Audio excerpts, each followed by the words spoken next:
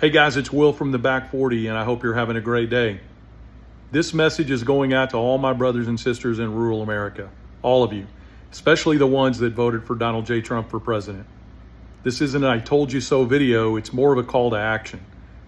It's a call for circumspection, it's a call to look inside yourself and have an honest conversation about what's happening around us right now.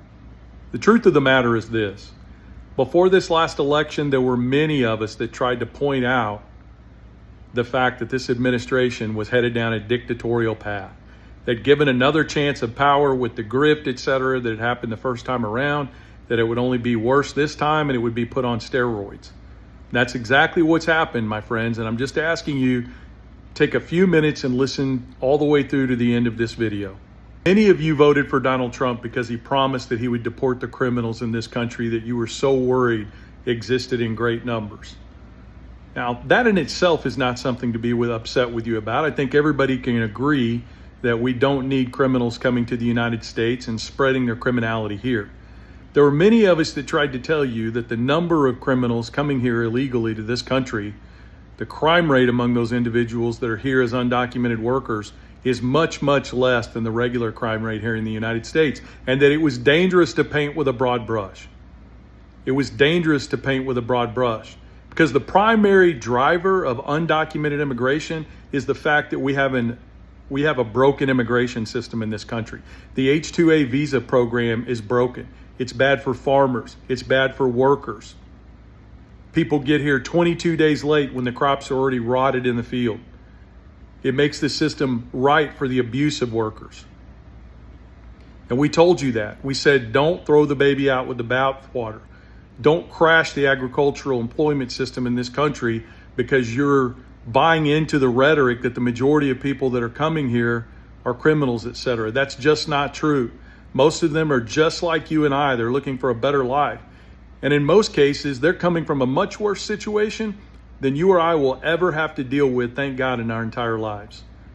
But you decided to crash the system instead, and now it's put up time. Now it's time to come to a realization that it was the wrong decision and work together with the rest of us to try to fix this problem. Secondly, you bought into the tariffs.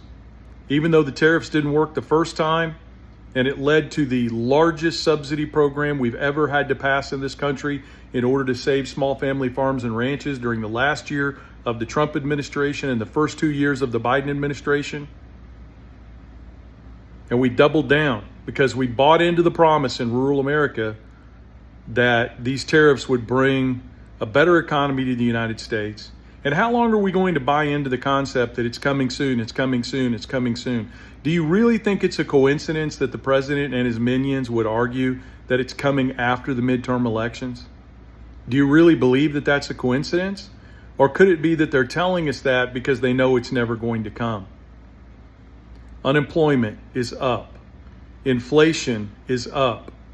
Food inflation is up drastically. We've lost 33% of our foreign agricultural markets. During President Trump's first term, we experienced the first agricultural trade deficit we had since World War II, and it's getting bigger and bigger.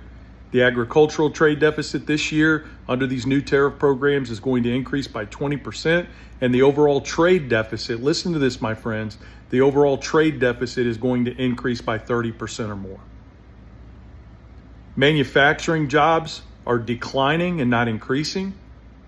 All of these big investments that you're hearing about are future dated. Many of them were already in place before this administration took office, and none of them are going to reverse the negative trend in employment. There is study after study after study available out there that proves out that with these tariffs in place and these trade policies in place, things are not going to get better for the American economy. And you can't just call all of these people fake news. These are academians. These are land-grant universities with agricultural professors that you've listened to your entire life. And you've oriented your farming practices around because they developed them. And now you want to call them liars because what they're saying disagrees with your political ideology? That's not right. You know that. But it's put up time. The economy's getting worse. Agricultural trade is getting worse. Article after study after study, conference after conference that I've been to this year says that farm bankruptcies could be as high as 15 to 18% at the end of the year. That's not a risk we're taking. And now they're coming after free speech. And I'm just going to remind you that the lesson of history is that maybe they're coming after the people you disagree with now, but eventually they will come after you.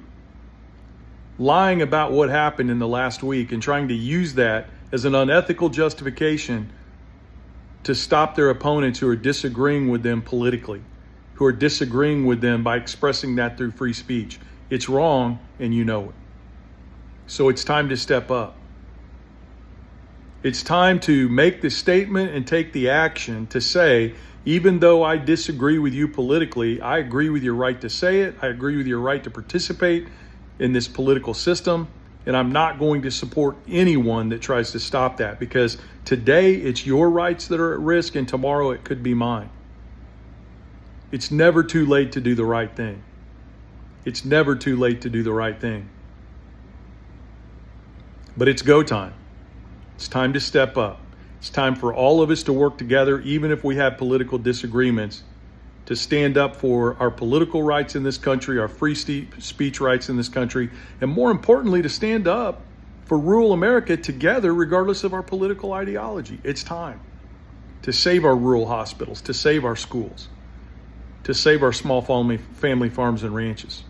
Will you do that? Go to back40action.org and sign up today. It's a nonpartisan nonprofit designed to save rural America, and we need everyone's help. Have a great day, guys.